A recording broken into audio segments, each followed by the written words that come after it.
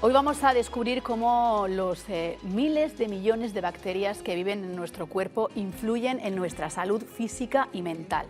La microbiota puede tener relación con nuestro estado de ánimo, con la alimentación, la piel, las infecciones urinarias, el corazón, el pulmón e incluso con enfermedades como el Alzheimer. Nos lo explica la especialista doctora María Sánchez Campillo. Muy buenos días. Muy buenos días. María, vamos a empezar por el principio. ¿Qué es exactamente la microbiota y por qué ahora todo el mundo habla de ella? Bueno, pues mira, la microbiota son todas las bacterias, virus, hongos, todos los microorganismos, incluso ácaros, protozoos que nos están acompañando. Además es muy importante esa compañía porque resulta que ellos van a aportar más células a nuestro organismo que nuestras células propias. Pero así como nosotros aportamos 23.000 genes, la microbiota aporta 3.300.000 genes que están produciendo proteínas, que están produciendo sustancias que nos van a afectar directamente. Es decir, que no nos podemos considerar como que la microbiota está por un lado y nosotros por otro. Formamos una unidad desde el momento en el que nacemos. Pero ¿por qué decimos que es casi como un órgano más del cuerpo? Ya se define así. ¿Qué función cumple? La microbiota cumple muchísimas funciones. Entre ellas, por ejemplo, forma la barrera, ¿vale? Una barrera protectora. Cuando hablo ahora mismo de la microbiota, estoy hablando de la microbiota intestinal, ¿vale? Pero también tenemos microbiota en la piel, que también hace esa barrera, tenemos en la zona urogenital, en la boca, la leche materna tiene su microbiota, entonces tiene diferentes funciones. Ya he dicho, una de ellas es la protección, una barrera física, ¿vale? Y también va a estimular al sistema inmunitario, lo va a educar. En función de la microbiota que tengamos, pues vamos a tener un perfil de inflamación o de antiinflamación. Eso en todo el organismo, ¿vale? Porque nos va a afectar a todo el organismo, ¿vale? Y también va a producir sustancias, va a producir vitaminas, va a producir sustancias que van a reparar los tejidos, por ejemplo. Se habla mucho, bueno, es una palabra un poquito técnica, pero bueno, para que vaya oyendo, se vaya oyendo, son ácidos grasos de cadena corta que le dan de comer al intestino y previene, por ejemplo, cáncer de colon, algunos cánceres, también va a prevenir neuroinflamaciones. Entonces, es un órgano porque va a producir sustancias que van a afectar a otras partes del organismo. Pero es cierto que cada uno tenemos una microbiota distinta, que es como una huella dactilar.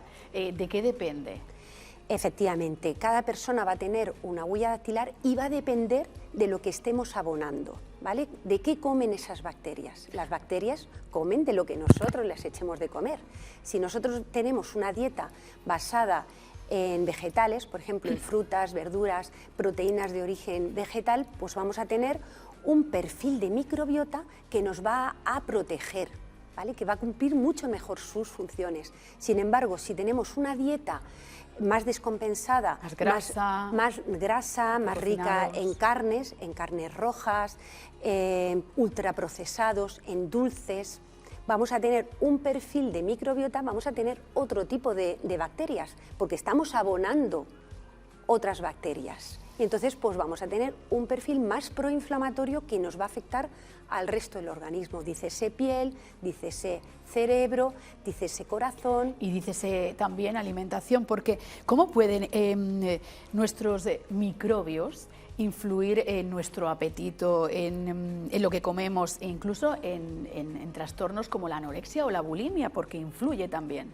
Sí, esto es muy impresionante. Hace poco estuvimos comentándolo en un congreso y bueno, es muy curioso los experimentos que se han hecho. Se ha visto que la microbiota de estas personas que tienen este tipo de trastornos es muy diferente, con un perfil de bacterias que van a producir estas sustancias, como por ejemplo indoles, que van a atravesar la barrera hematoencefálica, van a llegar al cerebro, van a afectar al apetito, van a producir otras sustancias que van a afectar a la termogénesis, es decir, a la producción de energía, o van a influir también en el estado de en ánimo. el estado de ánimo, ¿Cómo influye ansiedad? en el estado de ánimo Bueno, nuestra pues microbiota? además nuestra microbiota va a producir neurotransmisores.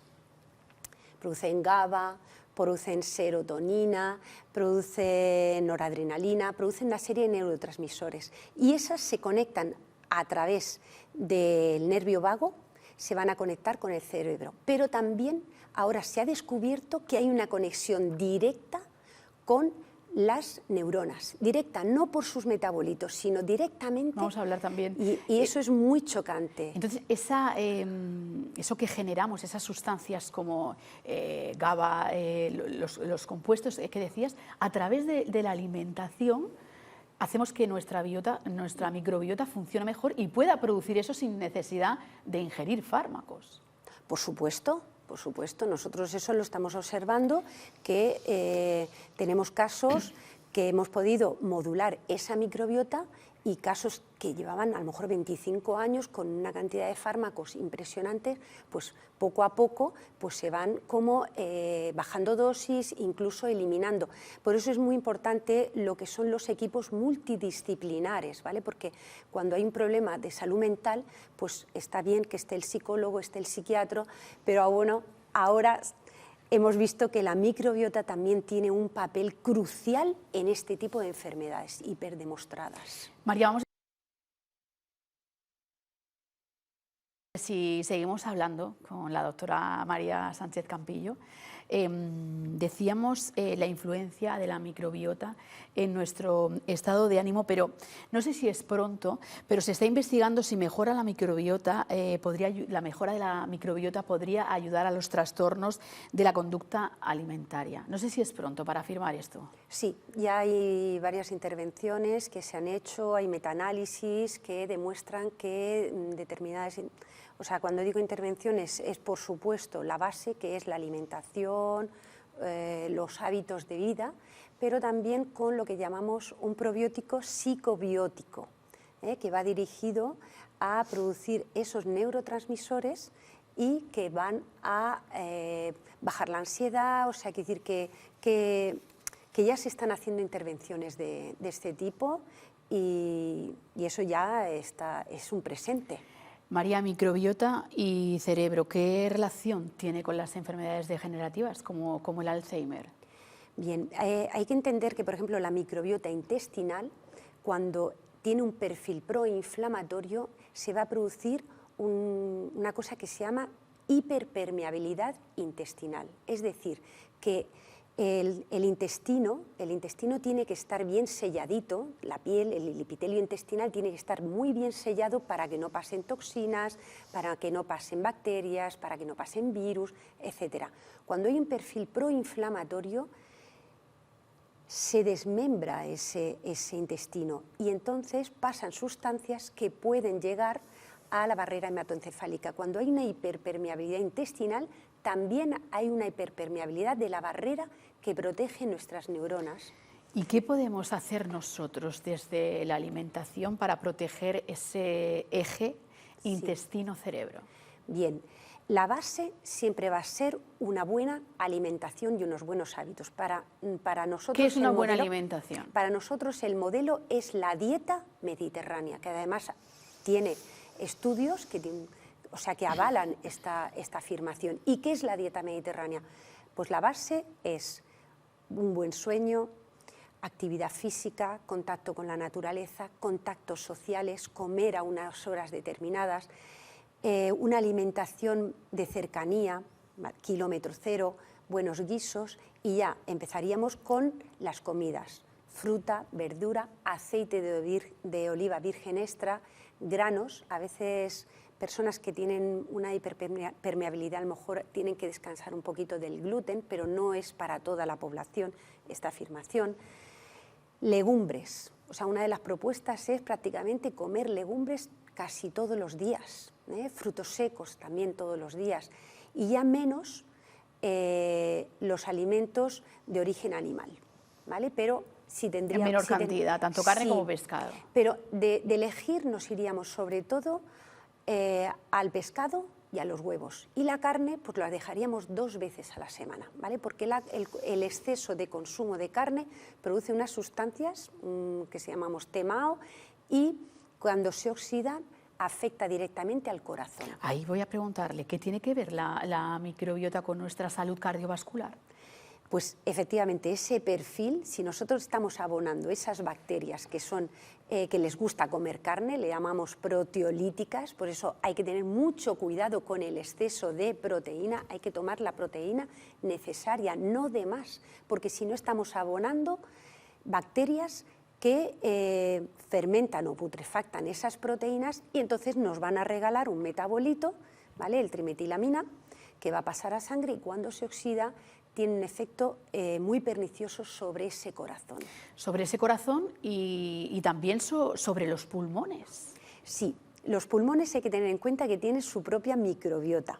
Eso pensamos que estamos libres, que el pulmón antes pues era una zona estéril, bueno, pues se ha visto que se tiene su propia microbiota y también vamos un poquito a lo mismo, cuando hay una hiperpermeabilidad intestinal y hay inflamación, ese sistema inmunitario puede afectar a los pulmones.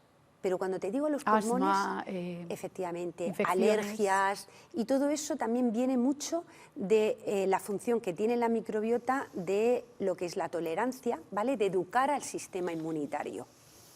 Y eso lo hacen una serie de bacterias, por ejemplo las bifidobacterias, que las tenemos en algunos fermentados lácteos. Pues es importante también meter todos los días al menos un yogur o un fermentado lácteo, dícese kéfir o...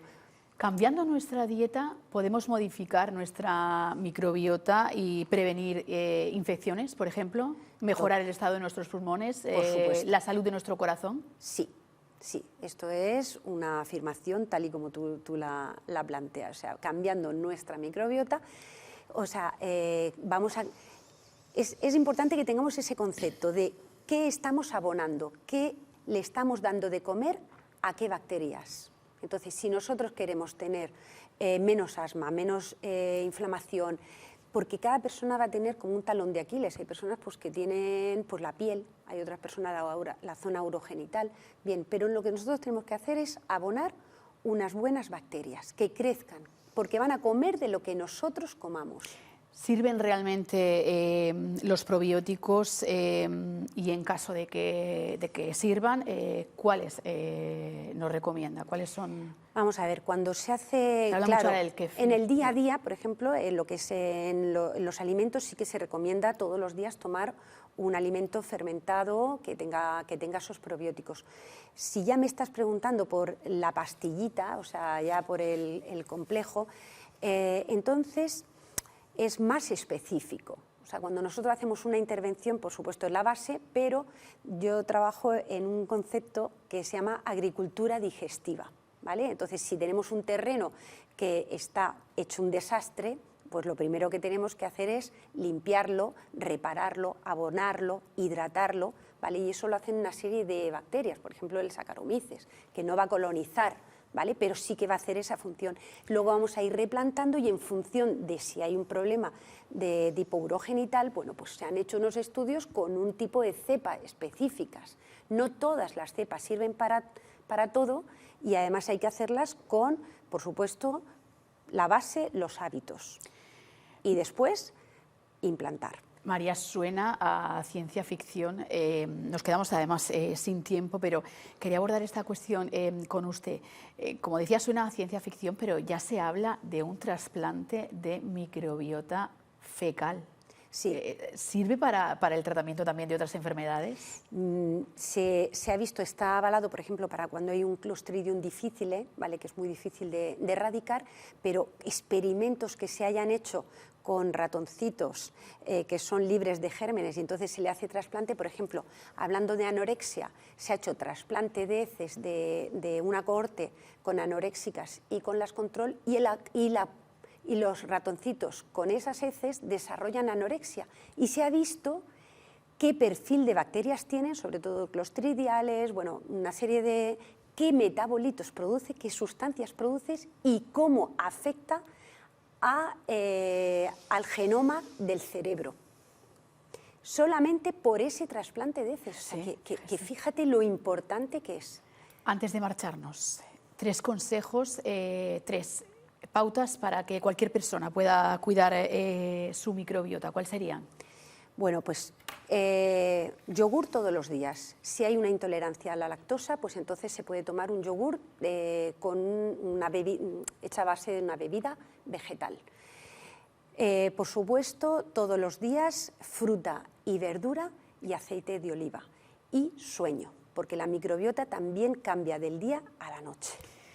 María Sánchez Campillo, gracias por ayudarnos, por enseñarnos a mantener nuestra microbiota en equilibrio. Gracias por acompañarnos en este informativo matinal.